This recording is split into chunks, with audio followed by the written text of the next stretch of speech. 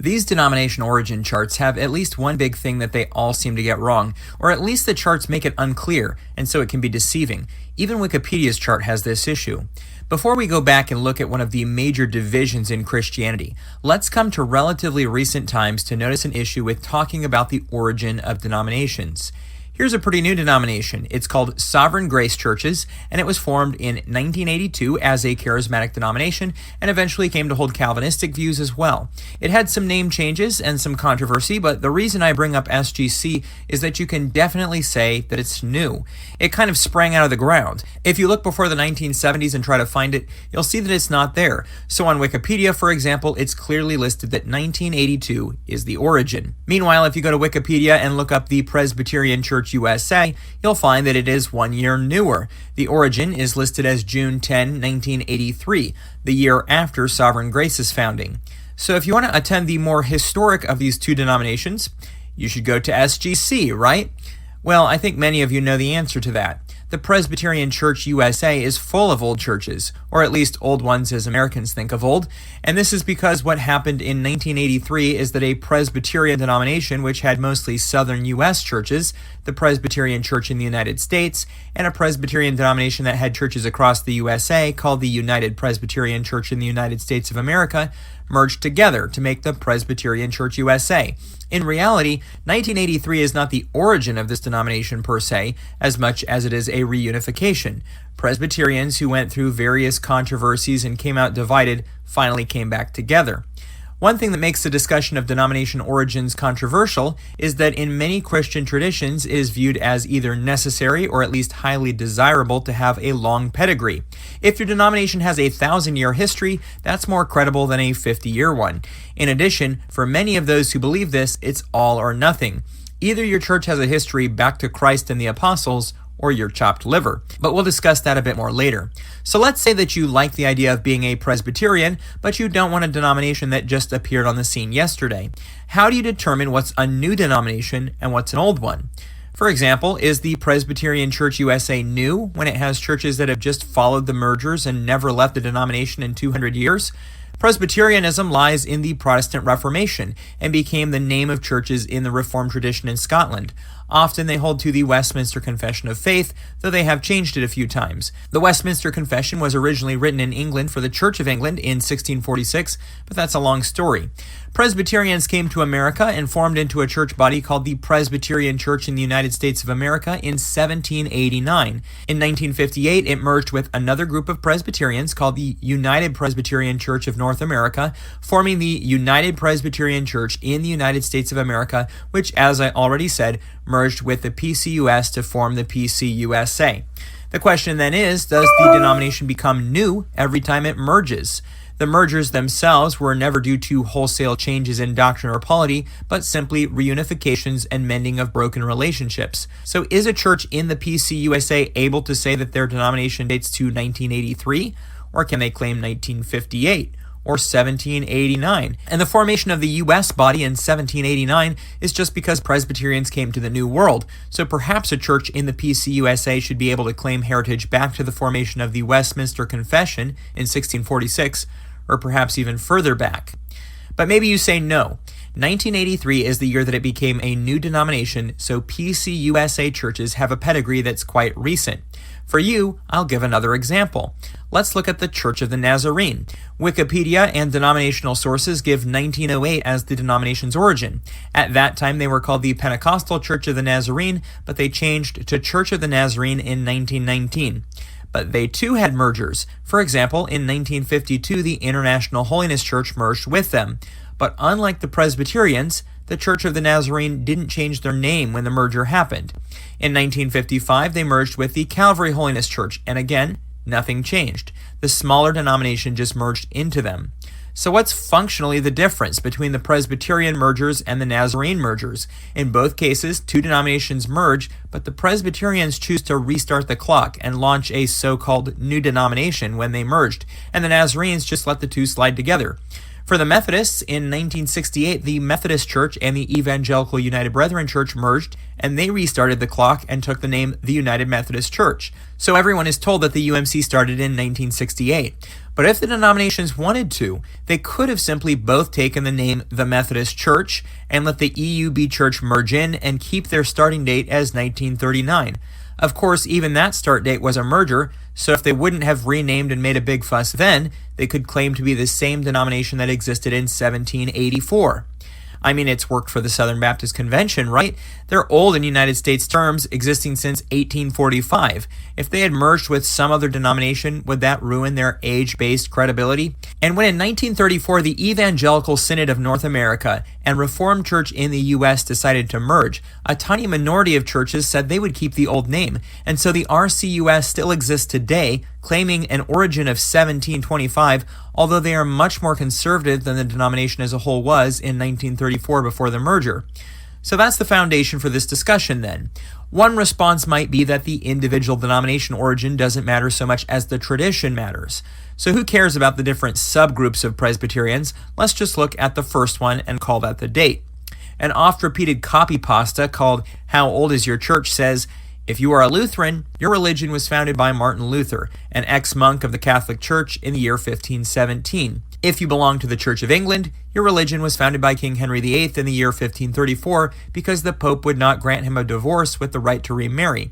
If you are a Presbyterian, your religion was founded by John Knox in Scotland in the year 1560. If you are a Congregationalist, your religion was originated by Robert Brown in Holland in 1582. It continues right down the line to, if you are Roman Catholic, you know that your religion was founded in the year 33 by Jesus Christ, the Son of God, and it is still the same church. Of course, there are variants too, where the same thing is adapted, but the last two paragraphs say, if you are a Roman Catholic, your church shared the same rich apostolic and doctrinal heritage as the Orthodox Church for the first 1,000 years of its history, since during the first millennium they were one and the same church. Lamentably, in 1054, the Pope of Rome broke away from the other four apostolic patriarchates, which include Constantinople, Alexandria, Antioch, and Jerusalem, by tampering with the original creed of the church and considering himself the head of the entire Christian church, thus placing himself equal to Jesus Christ. Your church is 1,000 years old. If you are an Orthodox Christian, your religion was founded in the year 33 by Jesus Christ, the Son of God. If you're familiar with the history of the churches that today go by Orthodox Church and the Catholic Church, you know that in 1054 AD there was a schism, and prior to this they were in fellowship and considered to be one church. These two endings to the when your denomination started copy pasta show a contradictory take on who has the rightful claim to be the true heir of that earlier heritage. What's interesting is that in many of the denomination charts around today, there's no ruling on this issue. Rather than showing one or the other splitting, there's simply a fork and two new groups coming out of it. However, many would not make the claim that both Catholics and Orthodox are totally new as of 1054, though this is one of the views a person could have about the schism. More often, you'll hear that either Catholics are the original church and the Orthodox split from them, like this Catholic design chart shows, or Orthodox were original and Catholics split from them, like this chart shows. And this brings me to the one big thing that I find wrong with most denomination charts. It's that all divisions are shown as being equal, when they most definitely present quite differently. So let's take the Orthodox and Catholic division. In this division, the two sides had existed for hundreds of years prior. On the one side was the Patriarchate of Rome, an internal church government structure, and on the other side, in part, was the Patriarchate of Constantinople. When the split occurred, congregations didn't have to align into new structures. All the same bishops were still in place. In fact, most laypersons weren't even aware that anything changed. The churches that were on the one side or the other cut along geographical lines, so it wasn't like suddenly there was an Orthodox church in one city and a Catholic church in the next city over. Rather, if you lived in one area, everything looked the same, but your church and those nearby were Orthodox, and in all likelihood you would never see a church under the Patriarchate of Rome in your life. Meanwhile, the Catholics would be in the same situation. Nothing changed, no parishioners or even priests decided which side of the split to be on. Suddenly, you were just out of communion with another patriarchate you had been in communion with up until this point. People that lived, in most cases, a long way away from you that you would never see. For theological and polemical purposes of determining who is the true church, this will be described as a split, with one side often saying that the Orthodox left the true church and the other that the Catholics did. But if you leave the theological claims aside for a moment, it's easy to see that nearly everyone who actually attended these churches, as well as the ministers who guided them from both sides, had no intention of splitting from anything. So are splits always this way? Far from it. When the Protestant Reformation began, the stated goal of many was to, as the name implies, reform the church, not to divide it. However, as time went on and it became apparent that the Catholic Church was less than enthusiastic about some of these reforms, Protestants were content to leave the structures of the existing church.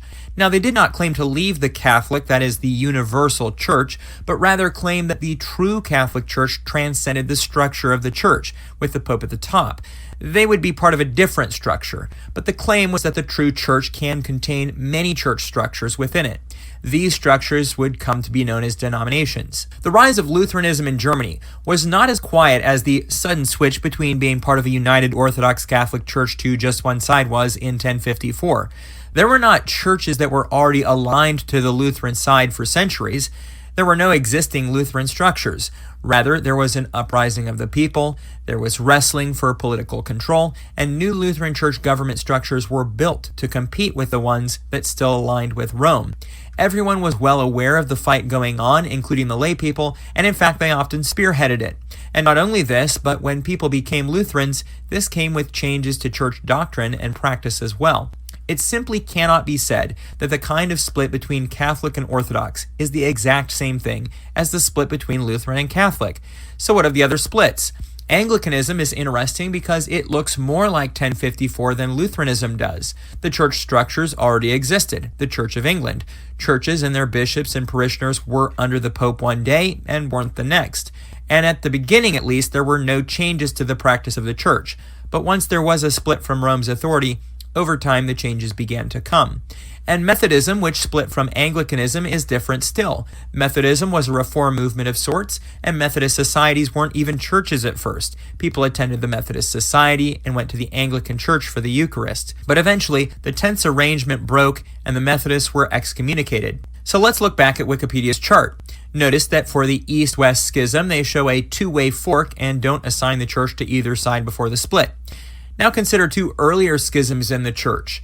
One is the Oriental Orthodox churches exiting at the Council of Chalcedon, and the other is the Church of the East doing so at the Council of Ephesus. Why are these two shown to leave the church, which continues on, instead of being shown as a two-way split, like is done in 1054? For example, in the case of the split at Chalcedon, the Church of Alexandria was one that broke communion with the others. People continued to attend their same congregations and believe the same things that they had believed before. The bishops, priests, and membership didn't intend to split from any church. They intended to simply continue in their same church structures and break fellowship with the others who called them heretics. So is it the charge of heresy that has led them to be shown as these schismatics on the chart and denied them the deference of a two-way split? Or is it their size? Or is it just a case of the charts being drawn from a Chalcedonian perspective, and a theological claim has influenced the chart making even on Wikipedia? Now don't get me wrong, theological claims should influence the chart making. After all, if the true church is actually the Orthodox all the way down, why shouldn't they draw their chart that way? Or if it's the Church of Christ, then they can draw their charts to show that. Or if it's the Baptists, then their chart can put them as the original church. Or maybe it's the Lutherans that should have the chart focus on them. As you can see, these charts can be deceiving. They tell a narrative, and if you have the desire to, you can draw a chart to make you the original church, no matter how far that is from the truth. But as I said, if you believe that your church really is the original one, then you should be able to draw your chart that way. We should just be willing to also apply a healthy dose of skepticism to any chart when it shows up. I found this chart made by a Unitarian Universalist to be interesting. They show a two-way split at Chalcedon, as well as the East-West Schism, but they also show Pentecostals coming exclusively from Methodists and Restorationists, including Mormons coming out of the Reformed tradition, which are problematic claims. People who are trying to learn about denominations often look to charts like these as educational helps. They simplify the complex history of splits and schisms from entire books into lines on a piece of paper. And that can be helpful, but it also glosses over many things. Here's some of those things. Which side in the division was smaller? Which side in the division looks theologically most similar to the original group? I mention this because often those who exit do so because they still teach what the denomination did originally, but the majority changed into teaching something different. Was the division a break in communion between two pre-existing structures, or the formation of new structures? But one of the biggest things glossed over in these charts is the following question: was it really a split at all? You see, everyone wants to point to where a denomination came from. So, for example, when people talk about Seventh-day Adventists, they want to have a clear place to put them on the chart. Where did Adventists come from? This chart from BibleTruths.org says Adventists came from Baptists with the date of 1844, but one must also realize that SDAs are only one part of Adventism, their church forming in 1863 from the broader Adventist movement, which itself developed from the followers of William Miller, who predicted the return of Christ would be in 1843 and then in 1844. Miller was a Baptist, but Miller never started a denomination, never believed in a seventh-day Sabbath, and never was part of the SDA church. The people who formed Adventism came from many different denominations, some Baptist, others Congregationalist or Methodist, others from denominations that no longer exist, like the Christian Connection. I'll be honest, to put Adventism as a fork off from Baptists is an error. It's incorrect. You can't list them as a clear fork off of any one denomination. They formed with new theology that in some cases borrowed heavily from other groups, but this is not the same as a split. There was not a set of Baptist churches that left a Baptist denomination and became Adventists. The same chart shows Church of Christ as a split from Baptists in 1801. In 1801, one of the two main leaders of the Restoration movement, Barton Stone, participated in the Cane Ridge Revival. At the time, Stone was a Presbyterian minister. Alexander Campbell, the other big name, had also been a Presbyterian. However, Campbell was later baptized by a Baptist minister and had his church run as a Baptist church for a while before realizing that his theology was irreconcilably at odds with the Baptists. Stone and Campbell's movements merged and used the names of Christian churches and Churches of Christ. Now, many in the Church of Christ movement will tell you that Stone and Campbell just were influential in the Restoration movement, leading to people to reject denominationalism and simply be part of the Church of Christ, which itself was already in existence since Christ started his church in the first century. I'm not going to examine that here, but if we were to accept the disputed claim that the Churches of Christ have their origin in Stone and Campbell, can we really say that the Churches of Christ are a split from the Baptists? Stone and Campbell were both at one time Presbyterian. Campbell's church for a time was with the Baptists, but uncomfortably so, and ultimately left off calling themselves that because they had never been what the Baptists were. But like Adventists, their movement pulled people from every which way, and was not a large group of existing historically Baptist congregations leaving for a new identity. Another clear example of this is the Baptists themselves. Like Churches of Christ, some Baptists claim their churches have been around since Christ, but under different names, often claiming the Anabaptists, Waldenses, Paulicians, Donatists, Albigenses, and others as Proto-Baptists. But everyone agrees that the name of Baptist for these churches has not been in perpetual use. So where did the first Baptists who used the name come from? Most point to Thomas Helwys and John Smith as the origin of General Baptists. Smith was an Anglican at first, then discovered Anabaptists in Holland, where his theology developed.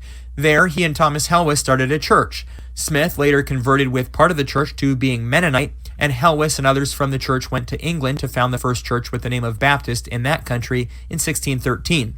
So do Baptists then originate as a split from Anglicanism? No Anglican churches became Baptist to start the denomination. No Anglican ministers started Baptist churches. Smith was no longer Anglican in any sense when he helped organize a Baptist church. In fact, if anything, the Smith-Helwys line of churches could be viewed as originating in Anabaptism, as it was the influence of Anabaptism that made them accept the doctrines which Baptists hold so closely. But even that is a stretch. If Smith did start the Baptists started with Smith, not as a split from Anglicans or Mennonites. It was something new and not a schism from any other denomination. What's interesting is that particular Baptists or Calvinistic Baptists formed completely separately. That is, it's not that Baptists started as Arminians and the Calvinists split off, or Calvinists and the Arminians split off. Two entirely separate groups with similar convictions on baptism chose the name of Baptist but shared no history together. The particular Baptists originate in John Spilsbury leaving a separatist church based on his convictions on believers' baptism and starting the first particular Baptist congregation. Once again, no Anglican churches became Baptist. There was no split in the Anglicans there, but Baptist came into being out of nonconformism and separatism from the established church. So when denomination charts show Baptists coming from Anglicans, the same way that Lutherans came from Catholics, and that sometimes shown as the same way that Oriental Orthodox came from the so-called Great Church, it seems like more than a generalization. It seems nearly arbitrary. If John Smith had decided to attend a Reformed church for a week, would we all be putting Baptist as a split from Reformed now?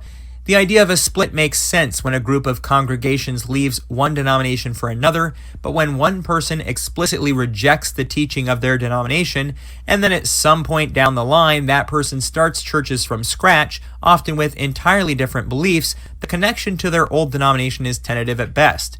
Maybe that's why these chart makers can't really decide where to put Baptists. This one shows them as a Reformed branch, this one says they came from the Anabaptists, and this one says from the Puritans. In fact, the details on any of these denomination origin stories are contested enough that I expect if you scroll down, you'll find more than a few arguments over how I've represented them. And if that helps you to take a second look at these denomination origin charts and view them with more skepticism, then I think my job here is done. If you like my videos on denominations, please consider supporting me at readytoharvest.com.